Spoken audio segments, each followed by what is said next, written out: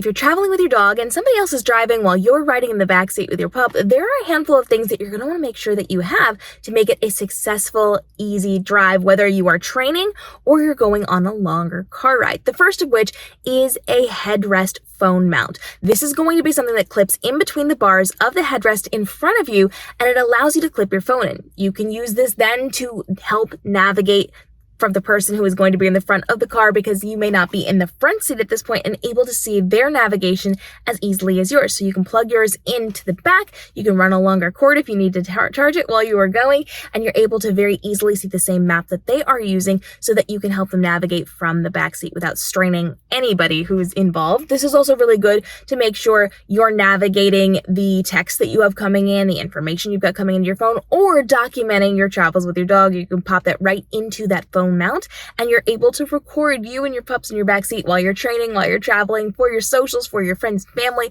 all the things that you might potentially be needing as you are going to be traveling with your dog. You also want to make sure you've got some toys for your dog, especially if you are doing traveling and not just training. Toys will give them something to do, but you want to make sure that these are toys that are going to be functional for the car. So nothing that they can destroy too badly. You probably want to avoid some of the plushier toys, things that are easier on the your side to clean, easier for you to clean up after. So things that are going to be simple for your dog. Depending on your dog, it's going to be very different for each dog, for each breed, for each puppy that you are bringing into the car. So bring things that are going to keep their attention and give them something to do, and maybe be a little enriching as well, but it's not going to cause you problems because they're going to shred those toys or it's going to be some sort of a problem. So give something for them to do, but not something that's going to be so exciting it drives them crazy or is going to potentially cause a mess for you.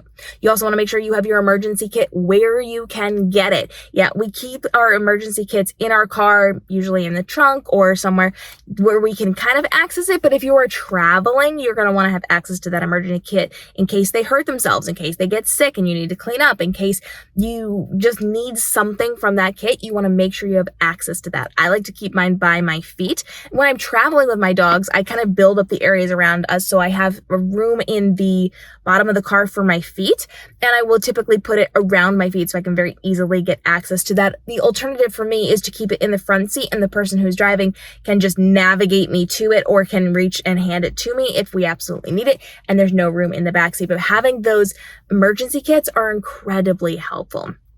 I also cannot say highly enough of the benefits of having extra leashes in your car. I keep them tucked behind my car seats in the pockets, and that is going to allow me to grab that leash if I need to, if we need to pop out for a quick potty break, or if the leash has got buried under the blankets that we're sitting on, or any of the things that we are going to be using on our travels. Having extra leashes, incredibly helpful. I also keep them in my car just in case I see a stray dog I have to help, or someone needs some type of leash for something, or one of my leashes breaks.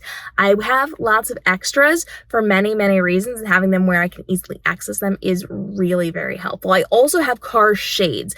Those I keep in the back seat of the pockets of this car so that I can just pop them up and put them in my windows for when it is sunny, when it is too bright, to protect my dog's eyes. I've done videos on this before. I'll link all the videos for some of these things with further explanations in the caption down below. But having those shades is a complete game changer, because then I don't have to try to put up a coat or a shirt or put something over the window so that we're not being blinded or overheated while we're traveling in the car. It can also help to lean forward and put it on the front window should the driver need a little bit of shade as well. And you can layer them, double layer them, triple layer them to depend on how bright you want it or how much you need to deal with darkening it down inside of your car. And because they just twist right out and pop right up, very easy to store, very easy to add when we need it.